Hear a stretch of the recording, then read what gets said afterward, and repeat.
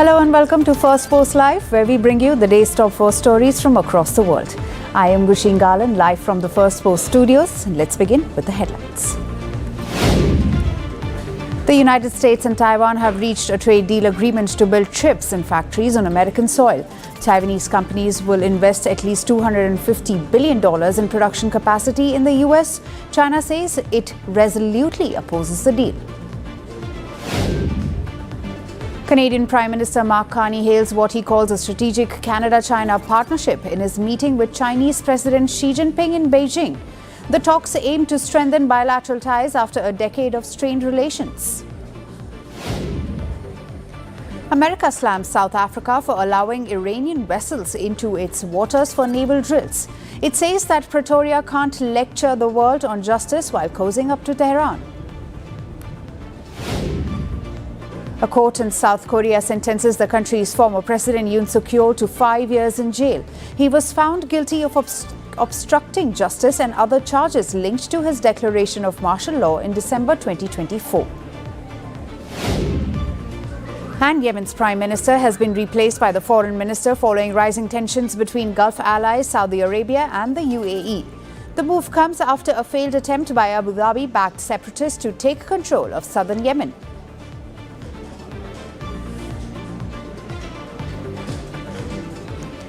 We begin with the latest from the United States. In Washington, D.C., Venezuelan opposition leader Maria Corina Machado says she presented her Nobel Peace Prize medal to U.S. President Donald Trump in the White House. Speaking to reporters outside the U.S. Capitol, Machado said her gesture was meant to recognize what she described as Trump's commitment to freedom and democracy. Then later, in an interview, she said that in her view, Trump deserves the Nobel honor. First of all, I was very impressed by how clear he is, how he understands the situation in Venezuela, how he cares about what the Venezuelan people are suffering. And I assured him that Venezuelan society is united, that today more than 90% of Venezuelans want the same thing. We want to live in freedom, with dignity, with justice. We want our children back home. And for that to happen, there must be democracy. Trump, who has long argued that he should have won the Nobel for his supposed role in ending global conflicts, described the gesture as a wonderful act of mutual respect. However, it is not clear whether Trump kept the medal following the closed-door meeting. But the Norwegian Nobel Committee previously stated that Nobel prizes and medals cannot be transferred. It was my great honor to meet Maria Corina Machado of Venezuela today. She is a wonderful woman who has been through so much. Maria presented me with her Nobel Peace Prize for the work I have done. Such a wonderful gesture of mutual respect. Thank you, Maria. Machado won the Nobel Peace Prize last year for her long-standing campaign for democratic change in Venezuela. She received the prize in Oslo after escaping Venezuela by boat following years of political pressure and restrictions. Machado dedicated her Nobel Prize to the Venezuelan people and had publicly acknowledged Trump during her acceptance speech. Venezuela's opposition has also claimed that the now deposed president Nicolas Maduro stole the 2024 presidential election from candidate backed by Machado's party. And these claims have been supported by Washington. Despite the support, Trump has not fully aligned himself with Machado. The US president has said that Machado does not have sufficient support inside Venezuela. Instead, Trump has chosen to engage with Delcy Rodriguez, Maduro's former vice president, who is now Venezuela's interim president. Earlier, the White House confirmed that Trump and Rodriguez held their first phone call this week and said Trump likes what he is seeing from Venezuela's interim authorities. The U.S. has indicated it is willing to work with Rodriguez and has staked claim on billions of dollars of Venezuelan oil. In response to the Trump's pressure, Venezuela's interim president has announced that the country will reform its oil sector. Caracas has also released dozens of prisoners detained by former President Maduro's administration, and the White House has welcomed these moves. While Maria Corina Machado's gesture of presenting her Nobel to Donald Trump is drawing global attention, Venezuela's political future remains uncertain. Trump-led America continues to balance support for democratic reform with strategic interests, particularly energy security. As power shifts in Caracas, the question remains whether Venezuela can move towards stability, elections, and lasting change. Now we move to West Asia and bring you the latest on Iran. The United Nations Security Council convened an emergency session and raised alarm over crackdown on protesters in Iran. The high-stakes UNSC meeting comes amid growing international concern over violence inside Iran, a severe internet blackout, and escalating rhetoric that risks pushing the entire region towards a broader conflict. At least 3,000 people have been killed as crackdown on protesters turned brutal. Addressing the 15-member council, Iran's deputy ambassador to the UN said Tehran does not seek war. However, he warned that any form of US aggression would be met with a firm response. Iran seeks neither escalation nor confrontation. However, any act of aggression, direct or indirect, will be met with a decisive, proportionate, and lawful response under Article 51 of the Charter. This is not a threat. It is a statement of legal reality. Responsibility for all consequences will rest solely with those who initiate such unlawful acts. The United States strongly rejected those claims. US representative condemned Iran's handling of the protests, saying the internet shutdown has made it difficult to verify the true scale of the crackdown.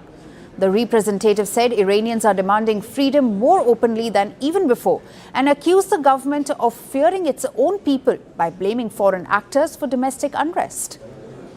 President Trump is a man of action, not endless talk like we see at the United Nations. He has made it clear all options are on the table to stop the slaughter. And no one should know that better than the leadership of the Iranian regime. Meanwhile, the United States has announced new sanctions targeting senior Iranian officials it calls architects of brutal crackdown. The White House says Iran halted hundreds of planned executions after intense pressure from President Donald Trump. Iran's military says its forces are on high alert, while its airspace has reopened after a temporary closure due to security concerns. Now, Iran has denied plans to execute protesters. Foreign Minister Abbas Araghchi said there is no plan for hangings and that executions are out of the question. Meanwhile, disturbing visuals emerging from Iran appear to tell a different story. Footage coming out of Iran shows dozens of bodies laid out inside what reports claim to be the Forensic Diagnostic and Laboratory Center in Tehran. Now, China highlighted fears that continued threats of force could turn an already volatile crisis into a wider regional conflict. China has consistently advocated upholding the purposes and principles of the UN Charter and international law, opposing the use or threat of force in international relations, opposing the imposition of one country's will on others, and opposing any regression of the world to the law of the jungle. Addressing the Security Council, Russia's UN ambassador also said the United States was using the meeting to legitimize its aggression. Today's meeting, convened by our American colleagues, is nothing more than yet another attempt to justify blatant aggression and interference in the internal affairs of a sovereign state. And if, as Washington puts it, Iran's authorities do not come to their senses, then Washington will solve the Iranian problem in its favorite way, through strikes aimed at overthrowing an undesirable regime. Back in West Asia, Saudi Arabia, Qatar and Oman led a frantic diplomatic push to discourage President Donald Trump from launching an attack on Iran. The Gulf states feared any strike would cause grave and far-reaching consequences across the region. Israeli Prime Minister Benjamin Netanyahu, on the other hand, urged President Trump to delay or avoid military action against Iran. Reports say President Donald Trump informed Iran that he does not intend to launch a military strike on the country as US troops return to a base in Qatar. For now, rhetoric from all sides has stepped back cautiously, but the crisis is far from over. With protests, arrests and allegations of brutal crackdowns continuing across Iran, the coming days could prove decisive. Now let's shift our attention to East Asia, where Italian Prime Minister Giorgia Meloni has kicked off her tour. She met her Japanese counterpart Sanae Takaichi as Rome and Tokyo deepen ties. The two women leaders met face-to-face, setting the stage for high-stakes talks on trade, security and regional cooperation. Italian Prime Minister Meloni and Japanese leader Takaichi agreed to strengthen the critical minerals supply chain. After their talks, Meloni and Takaichi announced major upgrade in ties in a joint press conference. Takaichi termed it as an opportunity to elevate the relationship between both the G7 nations. Cooperation between our two countries in the fields of infrastructure and energy is also steadily progressing, and we welcome this. Based on the Memorandum of Cooperation on Gas signed between our authorities last year, we will also advance cooperation on the mutual provision of liquefied natural gas in the event of emergencies. Takaichi added that these concrete initiatives represent cooperation suited to the times, symbolizing deepening Japan-Italy relations amid the current international situation. Meloni confirmed agreement on strengthening special strategic partnership. We agreed with the Prime Minister to work together to safeguard strategic technologies and strengthen supply chains, especially when it comes to critical minerals. Blending pop culture with diplomacy, Meloni even shared a Ghibli-style image with Takaichi, symbolizing shared values and strategic ties with Japan.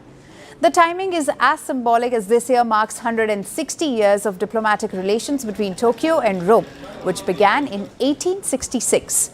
A new consultative body will also be established to deepen cooperation in space, signaling ambitions beyond Earth. Both nations share concerns over China's trade practices, often described as economic coercion. Also, Beijing's control over rare earth materials, which are vital for cutting-edge industries.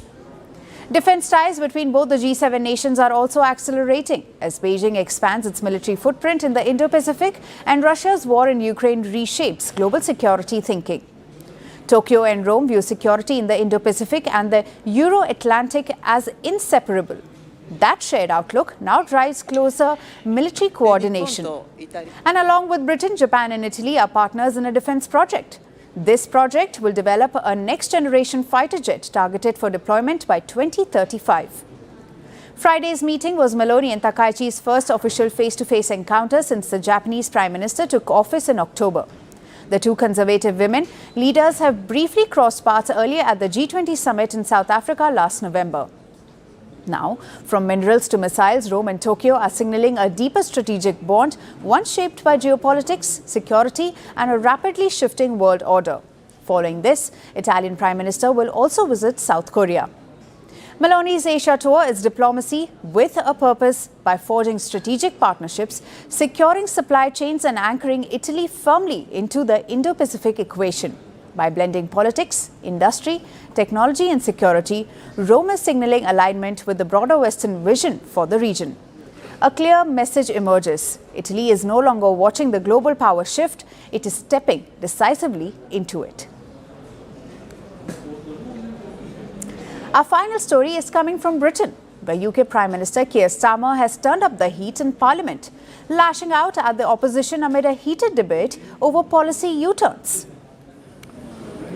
Prime Minister Keir Starmer has taken aim at the Conservative Party, joking that have had more positions in 14 years than the Kamasutra. Listen in. Mr. Speaker, on consistency, don't get me started on 5 Prime Ministers, 6 Chancellors, 8 Home Secretaries, 16 Housing Ministers. They had more positions in 14 years than the Kamasutra. No wonder they're knackered and they left the country screwed. The Labour leader made the comment during a defence of his administration, highlighting the frequent shuffling of key posts by the previous government. He added that such constant changes have left the country in turmoil. Starmer's remark came amid growing criticism over his government's recent policy U-turns, particularly on the issue of mandatory digital ID cards for workers. The controversial digital ID scheme, which would have required workers to sign up for a digital ID to prove legal employment status, faced heavy backlash. Businesses, workers and political opponents criticized the plan, calling it burdensome and poorly thought out. In response, Starmer defended his government, emphasizing that illegal work must be combated. He said that checks will be digital and mandatory, but the government has now decided to use existing documents such as biometric passports by 2029 rather than issuing new ID cards. This marked the latest policy U-turn by Keir Starmer's struggling centre-left government. His government is now facing pressure not just from the opposition, but also from within its own Labour Party ranks. He says no one's going to listen to us. Who's going to listen to him? The winter fuel allowance, U-turn. Waspy women, U-turn. The two-child benefit cap, U-turn. Grooming gangs inquiry, U-turn. The family farms tax, U-turn. Digital ID, U-turn. Jury trials? U-turn. We hope so. We hope so. I think that's going to be the next one, Mr. Speaker. Week after week, these poor people sitting behind him have to defend the indefensible, only for him to U-turn a few days later. Meanwhile, Starmer claimed the government had outperformed growth forecasts for 2025. He argued that his administration was now turning the country around after what he described as the economic damage left by the previous government. Mr. Speaker, they crashed the economy, and now they want to give lectures. She's wondering why nobody is listening to them. Nobody is ever going to listen to them on the economy ever again. Mr. Speaker, in 18 months, because of the decisions we've made, inflation is falling, and the Bank of England say it's coming back down to target. We've had 6 interest rate cuts in a row. Wages are up more in the first year of a Labour government than under the first 10 years of their government, and we beat the forecasts on growth for 2025. We're turning this country around after the appalling mess that they left it in. The Labour Party, while focusing on housing and employment policies, faces scrutiny over the execution of its promises. The government had promised to build 300,000 new homes annually for 5 years to boost the housing sector. But experts say this target is unlikely given the UK's historical performance, labour shortages, high material costs and financing challenges. Meanwhile, the policy debate continues to heat up in the UK, with Labour defending its position, the Conservatives criticising government decisions and the public watching carefully as Britain struggles with rising cost of living. That's all for today. Thank you for joining us. I am Gushingala and we'll see you right back here next week. Until then, stay informed and stay tuned to Firstpost.